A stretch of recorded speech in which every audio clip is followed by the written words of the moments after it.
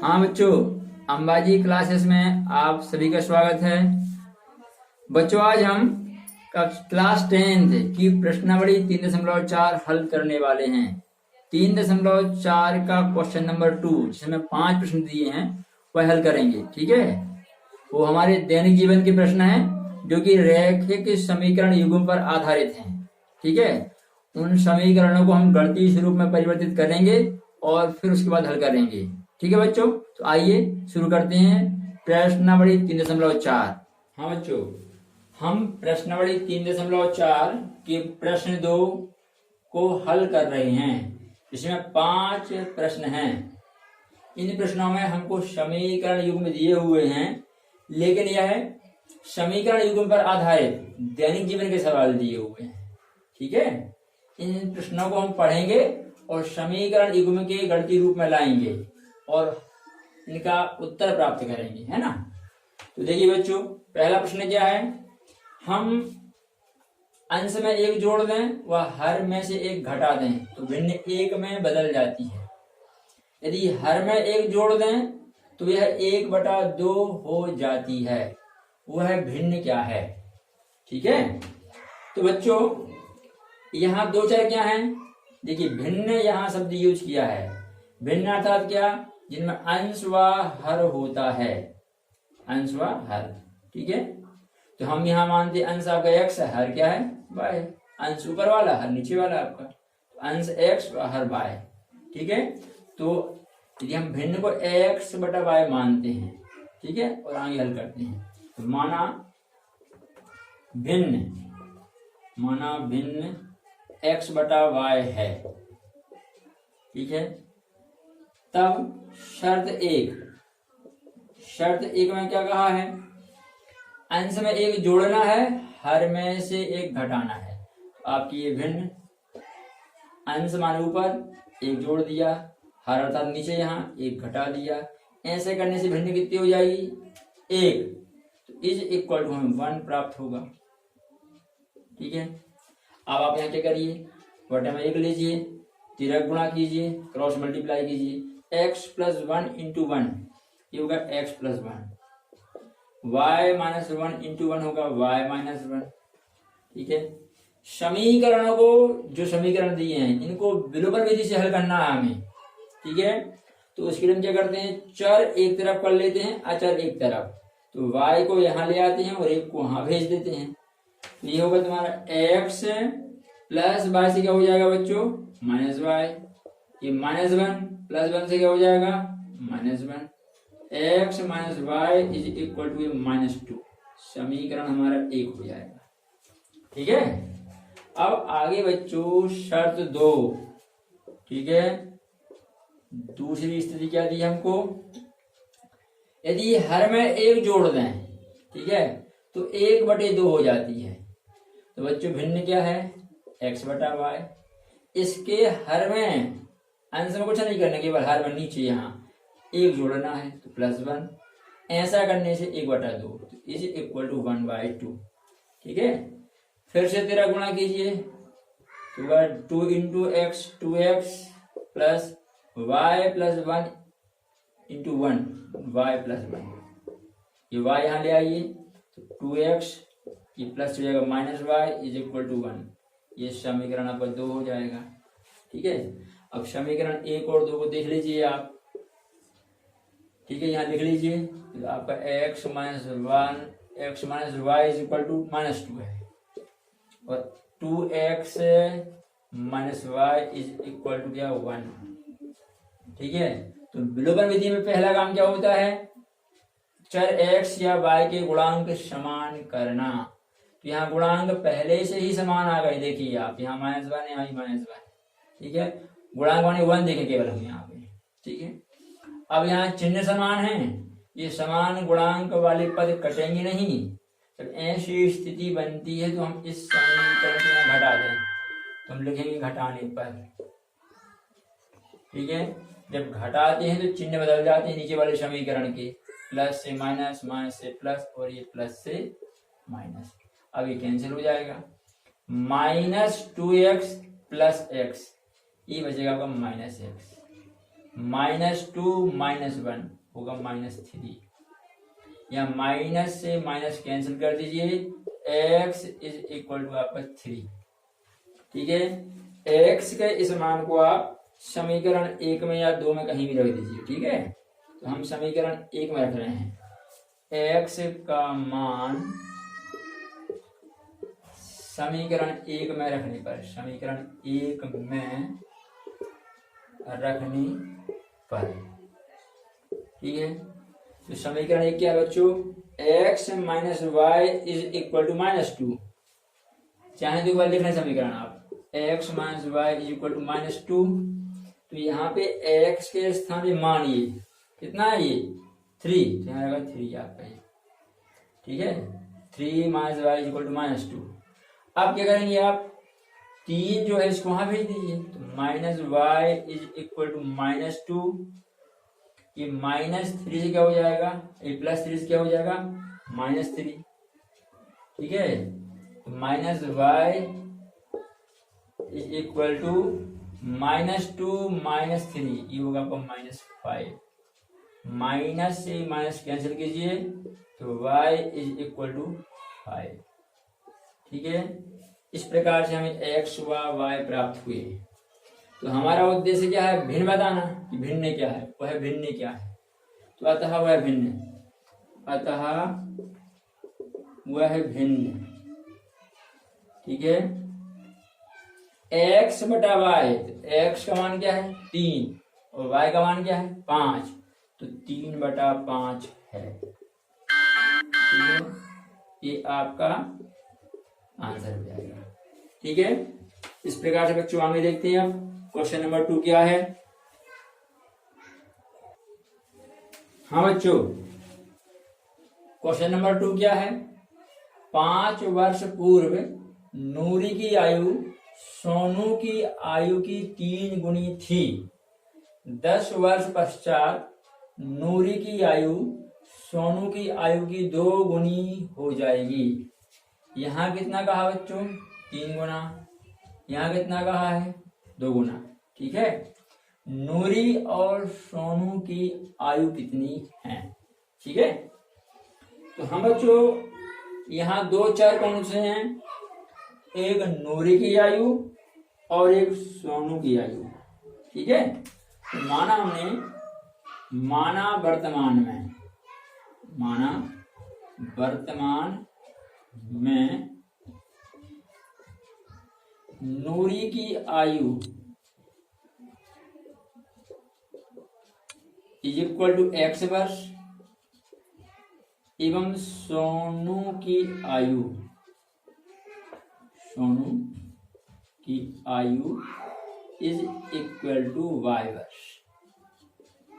ठीक है, तो बच्चों वर्तमान में तो इनमें कोई संबंध नहीं दिया, एक संबंध कहाँ का है 5 वर्ष पूर्व का, और एक कहाँ का है 10 वर्ष पश्चात का। ठीक है, तो हम पहले ये संबंध लेके चलते हैं। शर्त 1, ठीक है, आपकी जो है शर्त 1, तो ये 5 वर्ष पूर्व, 5 वर्ष पूर्व, दोनों की आयु को हम 5 वर्ष पूर्व ले जाएं, तो 5 वर्ष पूर्व नूरी की आयु और यहाँ आपकी सोनू की आयु, सोनू की आयु। तो बच्चों यहाँ पूर्व की बात कर रहा है। हम पहले भी इस तरह के प्रश्न किए हैं, जैसे कोई व्यक्ति आज 15 वर्ष का है, तो 5 वर्ष पहले कितने का रहा होगा। ठीक है, आज 15 साल का है, इसका मतलब 5 वर्ष पहले आप -5 कर दें, कितने का रहा होगा 10 वर्ष का। तो हम आज की आयु क्या करेंगे, 5 माइनस कर देंगे। आज 15 वर्ष का है, 5 वर्ष पहले 10 वर्ष का आएगा, तो आज से, ठीक है, जितने वर्ष पहले का उतना माइनस करते हैं। तो यहाँ हमने नूरी की आयु क्या थी, आज x है, सोनू की आयु क्या है y है, दोनों से यदि हम -5 कर दें तो हम 5 वर्ष पहले के पहुंच जाएंगे। ठीक है, ये आपका वर्ष। ठीक है, अब उस समय दोनों में संबंध क्या है, उस समय है कि नूरी की आयु सोनू की आयु की 3 गुनी थी। तो हम लिखेंगे प्रश्नानुसार। ठीक है, नूरी की आयु अर्थात x-5 सोनू की आयु से अर्थात y-5 इससे ये। ठीक है, कितना गुना? 3 गुना। इसका हम 3 गुना करेंगे, इसकी बराबर आएगी। यही नूरी की आयु सोनू की आयु की 3 गुनी। ठीक है, x-5 इज इक्वल टू, गुणा कीजिए कोष्टक के अंदर, ये 3y हो जाएगा और 3 5 1 15 हो जाएगा, प्लस माइनस से माइनस। ठीक है, अब चर एक तरफ कर लीजिए, अचर एक तरफ, तो x ये 3y जब बाएं तरफ आएगा तो -3y हो जाएगा प्लस से, और -15 है, ये -5 दाएं तरफ जाके माइनस से प्लस हो जाएगा आपका। ठीक है, ये हो जाएगा x-3y इज इक्वल टू -10। असमान चिन्ह है, घटेंगे, ये बड़े में से 5 में 15 में से 5 जाएगा 10, चिन्ह बढ़ेगा आएगा। ठीक है, इस प्रकार से आपको समीकरण आ जाएगा एक, क्या? x-3y is equal to -10। ठीक है, अब हम क्या करते हैं बच्चों, जो स्थिति 2 है, शर्त 2 है हमारी। ठीक है, तो शर्त 2 बच्चों कब की लिए है? 10 वर्ष पश्चात। ठीक है, तो 10 वर्ष पश्चात। ठीक है, 10 वर्ष पश्चात नूरी की आयु और सोनू की आयु, नूरी की आयु और ये आपकी सोनू की आयु। ठीक है, जो भी परिवर्तन होता है, चाहे पहले का हो चाहे बाद का हो, वह वर्तमान आयु से किया जाता है। ठीक है, तो वर्तमान आयु क्या आपकी x और y, तो हम ये लिख रहे थे पहले x और y। अब पश्चात की बात कर रहा, बाद की, तो आज कोई व्यक्ति है जी 12 साल का है, तो 10 वर्ष बाद कितने का हो जाएगा? तो हम क्या करेंगे, 22 का होगा। तो कैसे? आज की आज 12 वर्ष का है, 10 वर्ष बाद आप कह रहे हो, 10 जोड़ो आज में 22। ठीक है, तो हमसे भी यहाँ 10 वर्ष पश्चात कहा है, तो आज ये x और y है, इनमें हम क्या करेंगे, +10 कर देंगे दोनों में, तो दोनों 10 वर्ष बाद हो जाएंगे। ठीक है, तो ये आपका 10 वर्ष बाद की दोनों की आयु आ गई। अब इनमें संबंध क्या है? नूरी की आयु सोनू की आयु की 2 गुनी। ठीक है, तो प्रश्न अनुसार नूरी क्या है? x+10 नूरी की आयु। ठीक है, और सोनू की आयु क्या है? y+10। तो ये नूरी की आयु सोनू से कितना? 2 गुना, तो अपन ये इसमें 2 से गुणा कर देंगे। ठीक, अब आ गया, हल कीजिए, तो x+10 is equal to 2y यहाँ पर, और यहाँ होगा 2 × 10 20। ठीक है, अब चर ये यहाँ ले आइए, x 2y बाएं तरफ आके -2y हो जाएगा, और 20 ये +10 से -10 हो जाएगा आपका। x - 2y is equal to यहाँ 10, ये आपका इक्वेशन 2 हो जाएगा। ठीक है, अब यहाँ हमको हल करना है विलोपन विधि से। हम यहाँ इक्वेशन फर्स्ट लिखना भूल गए थे आपका ये। ठीक है, यहाँ पे क्लियर है? तो बच्चों विलोपन विधि में क्या होता है, या तो x या y के सामने, अर्थात x या y के गुणांक समान होना चाहिए। तो आप देखिए यहाँ x है, यहाँ भी अकेला x है, पहले से ही समान है, इन्हें केवल हल वश करना पड़ेगा हमें। तो हम लेते हैं समीकरण, तो यहाँ x - 3y, x - 3y is equal to क्या है आपका समीकरण? -10 यहाँ पे, और यहाँ क्या आपका x - 2y, x - 2y is equal to आपका +10 है। ये x एक जैसे हैं, कटेंगे नहीं, हम लिखते हैं घटाने पर, घटाने में क्या होता है, चिन्ह बदलते हैं, प्लस से माइनस, माइनस से प्लस, और ये प्लस से माइनस, ये x से x कट जाएगा अर्थात यहाँ विलोपित हो जाएगा। -3y + 2y ये होगा -y, -10 -20 हो जाएगा। माइनस से माइनस कैंसिल कर दीजिए तो y = 20 प्राप्त हो जाएगा। ठीक है, अब y का मान आप समीकरण 2 में रख दीजिए। यहाँ पर हम लिख देते हैं, यहाँ y का मान समीकरण 2 में रखने पर, ठीक है, क्या है यहाँ x - 2y, 2x - 2y के स्थान उसका मान 20 है, इज इक्वल टू कितना बच्चों 10। x माइनस ये होगा 20 × 2 ये 40 इज इक्वल टू 10, 40 वहां ले जाइए, x = 10 माइनस क्या हो जाएगा ये प्लस, तो हो जाएगा x = आपका 50। ठीक है, तो x क्या था बच्चों, नूर की आयु, तो वर्तमान में नूर की आयु 50 वर्ष आ गई और सोनू की आयु हो जाएगी आपकी 20 वर्ष। ठीक है, इस प्रकार से आपका ये क्वेश्चन नंबर 2 हल होगा। ठीक है बच्चों, आगे देखिए नेक्स्ट क्वेश्चन। हाँ बच्चों, अब क्वेश्चन नंबर 3 क्या है, 2 अंकों की संख्या के अंकों का योग 9 है, इस संख्या का 9 गुना संख्या के अंकों को पलटने से बनी संख्या का 2 गुना है, वह संख्या बताइए।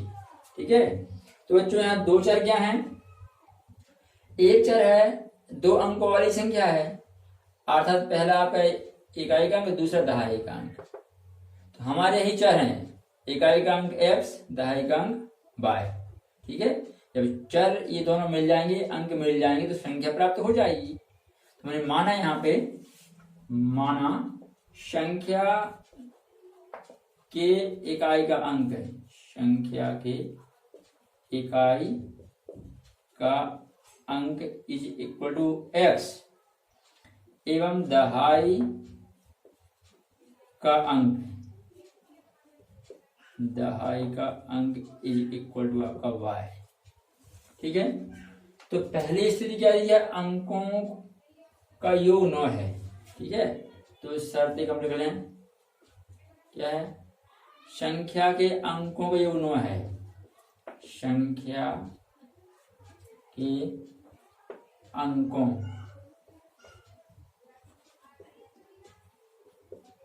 का योग 9 है।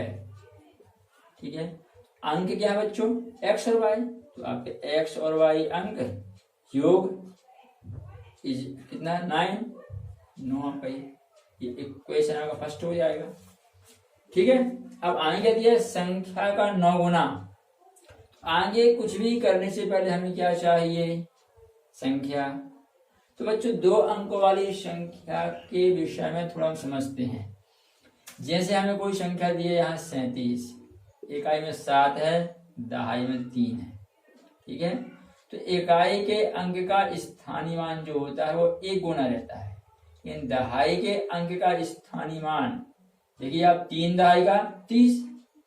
ठीक है, तो दहाई का अंक जो भी हो उसका स्थानीय मान उससे 10 गुना होता है। ठीक है, तो 3 दहाई का 30 आपका मान 3 गुणा 10 गुणा 3 धन इकाई का अंक क्या आपका 7 गुणा आपका 1 या 1 गुणा 7। ठीक है, 10 3 दहाई की 30 और आपका 7 एकम 7 है ना, ये तो 30 और 7 37। इसी प्रकार से यदि हमारे अंक x और y हैं, x इकाई का है, ठीक है, दहाई में y है, तो दहाई के अंक y का स्थानीय मान कितना बनेगा 10y, और इकाई के अंक x का स्थानीय मान क्या हो जाएगा 1 गुना, अर्थात केवल क्या है x इंटू वन मानी क्या हो जाएगा आपका x। तो संख्या इस प्रकार से बनेगी। ठीक है, तो बच्चों हम यहाँ पे क्या है सूत्र लिख लेते हैं। यहाँ पे कैसे कि अब शर्त दो क्या संख्या इज इक्वल टू, तो 2 अंकों वाली संख्या के लिए का स्वरूप कैसा था, 10 गुणा दहाई का अंक धन इकाई का अंक, धन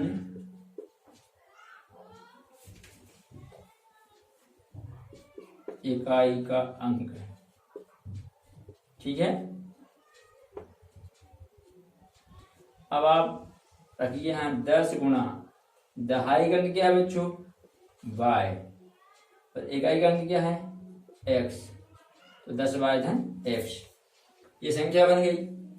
अब संख्या का 9 गुना, संख्या के अंकों को पलटने से बनी संख्या, अंकों को पलटना है, अर्थात इकाई को दहाई में, दहाई को इकाई में। ठीक है, और नई संख्या प्राप्त करना है। अब जैसे हम संख्या लिए तो 37, यदि अंकों को पलटा जाए, इकाई यहाँ आ जाए और दहाई यहाँ चला जाए, तो ये ऐसा हो जाएगा, 73 बन जाएगा, नई संख्या आ जाएगी, वही की वही संख्या नहीं रहेगी। ठीक है, तो हम लेते हैं यहाँ पर अंकों को पलटने से बनी संख्या। ठीक है, अब अंकों को पलटने से बनी संख्या इज इक्वल टू, अंक पलट दीजिए आप, x यहाँ आ जाएगा तो होगा 10x और y वहां चला जाएगा, वह 10x प्लस y। ठीक है, अब इनमें संबंध क्या है, ये हमारी संख्या और ये अंकों को पलटने से बनी संख्या। ठीक है, इस संख्या का 9 गुना, यहाँ प्रश्न अनुसार लेके चलते हैं, प्रश्न अनुसार। ठीक है, संख्या क्या बच्चों, 10y प्लस x, और अंकों को पलटने से बनी संख्या क्या है, 10x प्लस y। ठीक है, ये आपकी संख्या और ये संख्या के अंकों को पलटने से बनी संख्या, तो संख्या का 9 गुना, इसका ही हम 9 गुना कर देते हैं। अंकों को पलटने से बनी संख्या के 2 गुने, इसका ये 2 गुना, इसका 2 गुने इसके बराबर है। ठीक है, अब इसको हल कीजिए, 9 into 10 90y plus 9 into x 9x हो जाएगा आपका, 2 इंटू 10 तो 20x, यहाँ 2 इंटू 10x है 20x, प्लस यहाँ पे आपका 2 इंटू y 2y। ठीक है, अब आप समीकरण प्राप्त कर लीजिए, तो सभी को आप क्या करिए, बाईं तरफ ले आइए, है ना, तो क्या होगा, यहाँ क्या दिया है 90y प्लस 9x, ये 20x से होगा -20x और 2y से होगा -2y, प्लस का था ना आपका, इज इक्वल टू 0। ठीक है, समीकरण व्यवस्थित कीजिए, -20 प्लस 9 -11x हो जाएगा। ठीक है, साथ में x है आपका, 90y माइनस 2y, इसमें से घट जाएगा, बचेगा आपका 88y इज इक्वल टू 0। देखिए 11 से भाग जा रहा है, समीकरण आसान हो जाएगा, तो 11 से भाग करने पर, 11 से भाग करने पर इससे समीकरण और आसान हो जाएगा।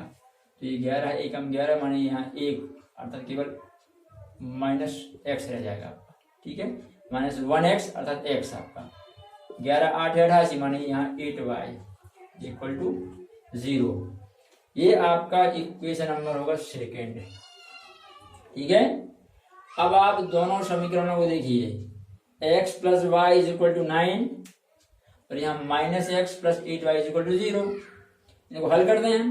ठीक है, तो एक के पास एक लेते हैं हम समीकरणों को, आपको x plus y is equal to क्या, आपको 9 था और ये क्या आया है -x plus 8y is equal to 0। देखिए ये गुणांक समान है, चिन्ह देखिए यहाँ प्लस यहाँ माइनस, वैसे ही कैंसिल हो रहे हैं। जब ये स्थिति बनती है तो हम समीकरणों को जोड़ते हैं, हमें यहाँ चिन्ह बदलने की आवश्यकता नहीं है। तो जोड़ने में ज्यों के त्यों रहेंगे, ये कैंसिल हो जाएगा।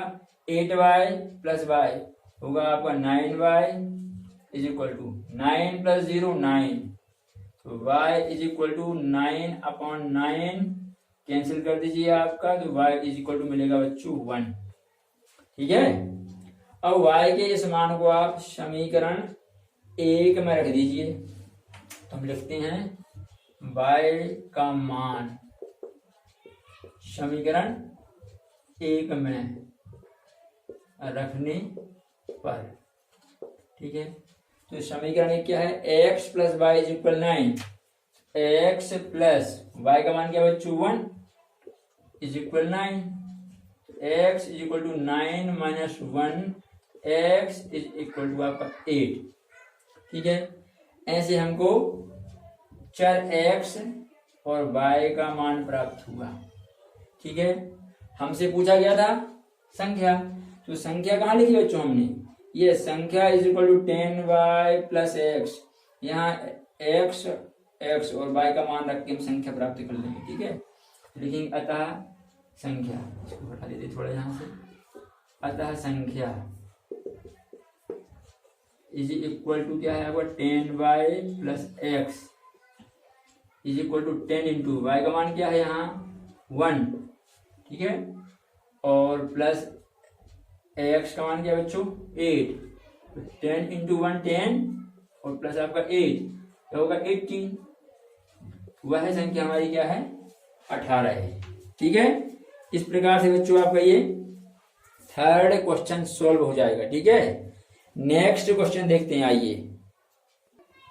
हाँ देखिए, फोर्थ क्वेश्चन क्या है, मीना 2000 रुपए निकालने के लिए बैंक गई, उसने खजांची से 50 रुपए व 100 रुपए के नोट देने के लिए कहा। मीना ने कुल 25 नोट प्राप्त किए, ज्ञात कीजिए उसने 50 रुपए और 100 रुपए के कितने कितने नोट प्राप्त किए। ठीक है बच्चों, तो यहाँ दो चर क्या हैं, एक है आपका 50 रुपए के नोटों की संख्या और दूसरा है आपका 100 रुपए के नोटों की संख्या। ठीक है, तो मानते हैं यहाँ माना 50 रुपए के नोटों की संख्या, 50 रुपए के नोटों की संख्या इज इक्वल टू x एवं 100 रुपए के नोटों की संख्या, 100 रुपए के नोटों की संख्या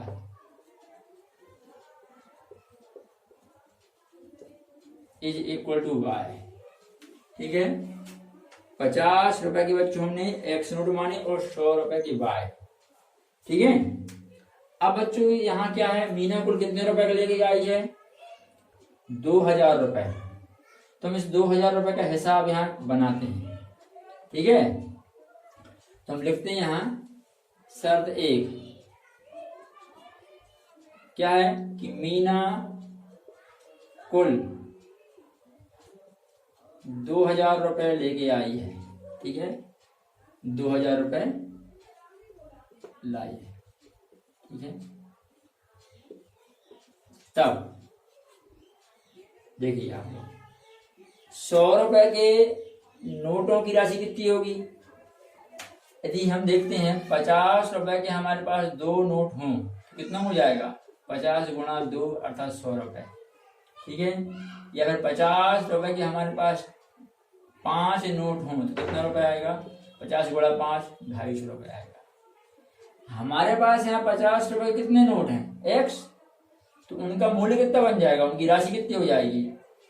ठीक है, 50 रुपए का नोट और कितने नोट हैं यहाँ से आपके x, तो आप x से गुणा कर दीजिए। 50 रुपए के x नोटों की कुल राशि क्या होगी 50x। ठीक है, नोटों की संख्या इंटू एक नोट का मूल्य, एक नोट की राशि, तो ये वो 50x। ठीक है, तो यहाँ पे 50 के नोटों की राशि लिख दें हम, 50 रुपए के नोटों, 50 रुपए के x नोटों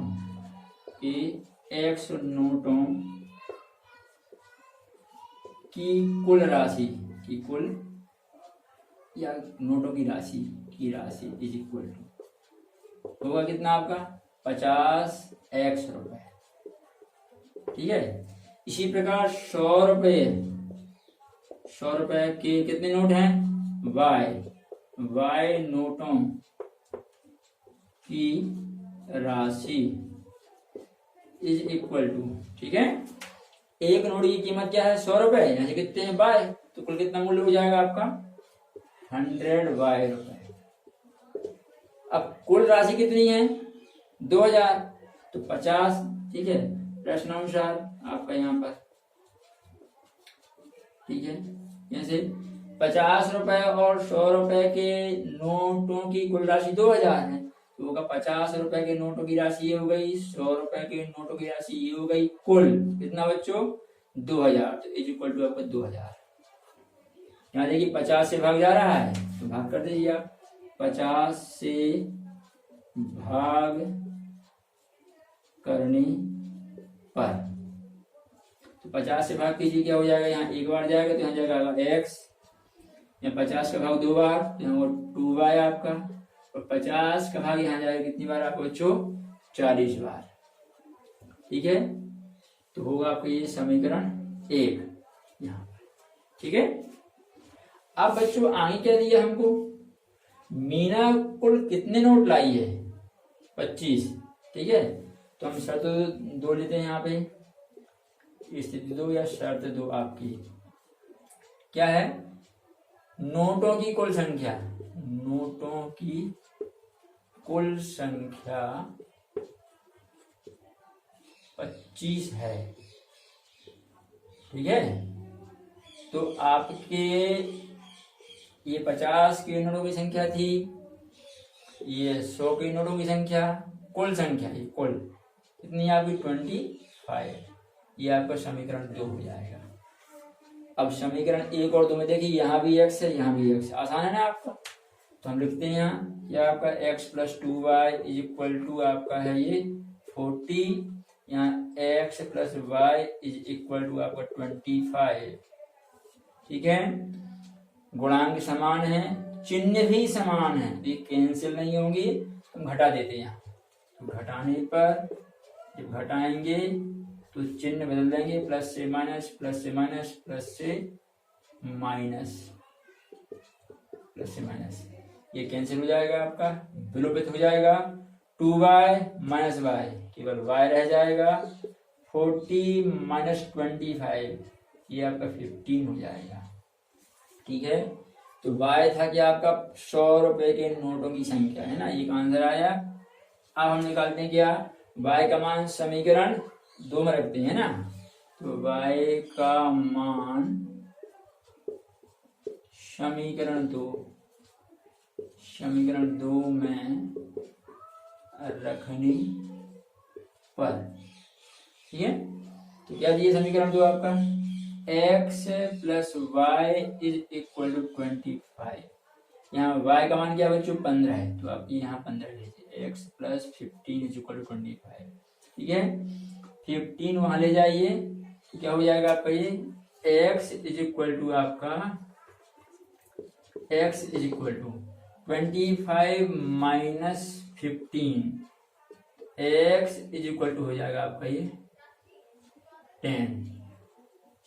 ठीक है, इस प्रकार से आपके x अर्थात 50 के नोटों की संख्या कितनी बच्चों 10, और y अर्थात 100 रुपए के नोटों की संख्या कितनी बच्चों 15 है। ठीक है, तो वह है मीना जो है 50 रुपए के 10 नोट लाई और 100 रुपए के 15 नोट लाई।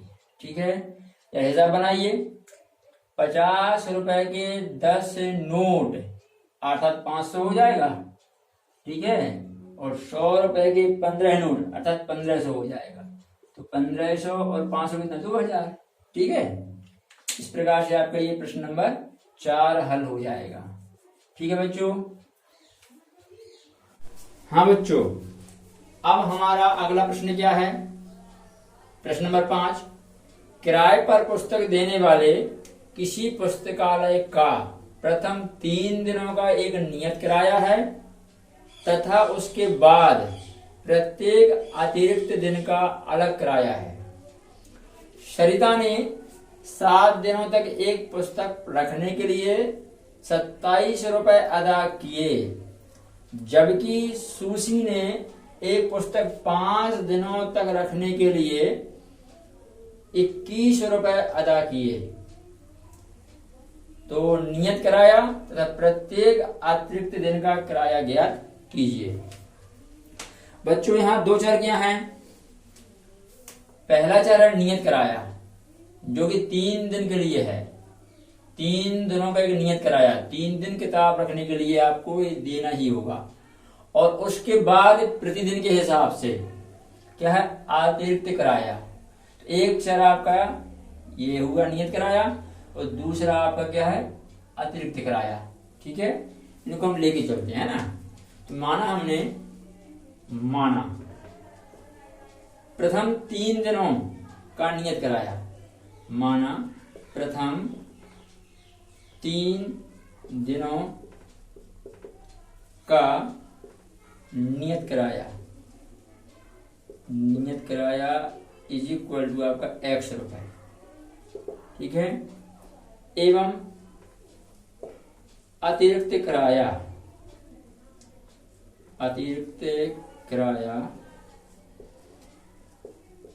22 रुपए प्रतिदिन, 22 रुपए प्रतिदिन। ठीक है, अतिरिक्त किराया जो है उसकी दर है। ठीक है, हमने क्या माना कि 22 रुपए एक दिन का लगेगा। एक दिन आपने यदि अतिरिक्त किताब रखी तो आपको 22 रुपए दे होगा। ठीक है बच्चों, अब आगे देखिए।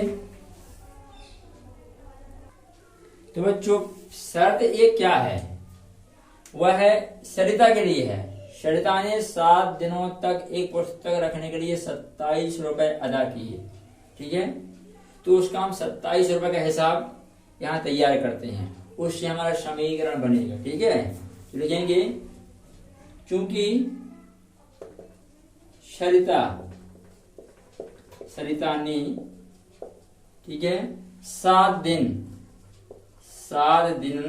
दिनों का, ठीक है, 7 दिनों का किराया 27 रुपए अदा किया, 27 रुपए अदा किया है। अतः इस बात को हम समीकरण में कैसे लिखेंगे। देखिए 3 दिनों का किराया कितना, ये तो लगेगा ही X। ठीक है, ये आपका।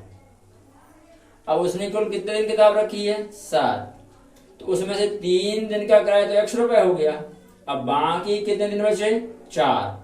ठीक है, अब 4 दिन में से एक दिन का किराया कितना लग रहा है, 22 रुपए। तो 4 दिन का कितना हो जाएगा, 4Y। तो इस प्रकार से ये अतिरिक्त 4 दिन का किराया ये है, ये पहले 3 दिन का, ठीक है, और बाद के 4 दिन का ये, क्योंकि 22 रुपए प्रतिदिन, एक दिन का 22 रुपए, तो 4 दिन का 4Y। कुल किराया कुल कितना दिया है, 27 रुपए। ठीक है, ये आपका समीकरण 1। इसी प्रकार आप सुशी के 5 दिन का हिसाब बनाइए। तो इसी प्रकार सुशी ने 5 दिनों का किराया 21 रुपए अदा किया है। ठीक है, अतः उसके साथ भी क्या होगा, पहले 3 दिन के लिए फिक्स किराया है, तो पहले 3 दिन का कितना हुआ बच्चों, X रुपए। ठीक है, उसके बाद, ठीक है, कितने दिन अतिरिक्त हो रहे हैं, कुल 5 दिन उसने किताब रखी है, 3 दिन का तो ये हो गया। अब कितने दिन बचे बच्चों, 2 दिन और। ठीक है, 5 में से 3 दिन अलग कर दिया आपने, ये तो 2 दिन का किराया कितना होगा, एक दिन का Y तो 2 दिन का 2Y हो जाएगा, ये 2Y रुपए। ठीक है, ये उसने दिया। इस प्रकार से 3 दिन का ये, 2 दिन का ये, पूरे 5 दिन का किराया कितना हुआ, 21 रुपए, इज इक्वल टू हो जाएगा ये 21। ठीक है, ये आपका इक्वेशन 2 हो जाएगा बच्चों। अब इनको विलोपन विधि से हल करना है, तो आप देख लीजिए यहाँ विलोपन विधि में क्या होते हैं, चर x या y के गुणांक समान होना चाहिए। तो यहाँ चर x के गुणांक पहले से समान है, यहाँ भी एक है यहाँ भी एक है, ठीक है। हम यदि इस समीकरण में से इसको घटा दें तो सवाल हल हो जाएगा हमारा। हम लिखते हैं यहाँ पे इस समीकरण एक में से, समीकरण लिख लीजिए आप, यहाँ लिख देंगे अलग से ना। तो समीकरण एक क्या है आपका, x + 4y = 27 और इसके नीचे क्या आ जाएगा, x + 2y = 21, ठीक है। समान गुणांक वाले पदों के चिन्ह भी समान हैं, ये कैंसिल नहीं होंगे, विलोपित नहीं होंगे, है ना। तो क्या करते हैं यहाँ पे घटाने पर, तो घटाने पे जब लिखेंगे तो नीचे वाले समीकरण के चिन्ह बदल जाएंगे, प्लस से माइनस और एक प्लस से आपका माइनस, ठीक है। ये कैंसिल हो जाएगा, x से x आपका, ठीक है, इस प्रकार से। अब यहाँ 4y - 2y, ये बचेगा 2y आपका। 27 प्लस का है -21 है, यहाँ बचेगा आपका 6, ठीक है। तो y = 6/2, y कैंसिल कीजिए, ये आपको 3 आ जाएगा भाग यहाँ, तो 3/1 3 कहलाएगा। तो y क्या था आपका, अतिरिक्त किराया, ठीक है। अब y का मान आप समीकरण 1 में या 2 में कहीं भी रखिए, समीकरण 2 में रखते हैं y का मान, ठीक है। तो y का मान समीकरण 2 में, समीकरण 2 में रखने पर, ठीक है। तो समीकरण 2 क्या है बच्चों, x + 2y, ठीक है। तो यहाँ x + 2y, तो y के स्थान पर उसका मान रखिए, तो यहाँ हम लेंगे गुणा, और इसका मान कितना है 3, = कितना था बच्चों 21, x + 2y = 21। आपका x + 2 × y का मान कितना 3 = 21। x प्लस ये वो 6 3 दूनी 6 का पक्षांतर कीजिए, तो x = आपका 21 - 6 हो जाएगा, ठीक है। इस प्रकार से आगे हल करिए, x = आपका 21 - 6 क्या होगा 15 आपका, ठीक है। इस प्रकार से x क्या था बच्चों, 3 दिन का नियत किराया 15 रुपए, और अतिरिक्त किराया है आपका 12 रुपए प्रति दिन, अर्थात 3 रुपए प्रति दिन। तो आपका आंसर हो जाएगा, ठीक है। यहाँ हम लिख देते हैं, आपका आंसर लिख देंगे आपको, ठीक है। नियत किराया आपका 15 रुपए, ठीक है, एवं अतिरिक्त किराया 3 रुपए प्रतिदिन, 3 रुपए प्रति दिन है, ठीक है। इस प्रकार से बच्चों आपका ये प्रश्न हल हो जाएगा, ठीक है। हाँ बच्चों, तो आज हमने 3.4 प्रश्नावली के प्रश्नों को हल किया, ठीक है। आगे बच्चों हम आपके लिए लेकर आएंगे द्विघाती समीकरण का हल, ठीक है। इसे हम वर्ग समीकरण भी कहते हैं, ठीक है। तो उसमें गुणनखंड विधि होती है, सूत्र विधि होती है, और पूर्ण वर्ग बनाकर हल करना, ठीक है। तो ये आगे हल करने वाले हैं बच्चों, ठीक है। तो मिलते हैं बच्चों अगले वीडियो में, तब तक के लिए जय हिंद जय भारत।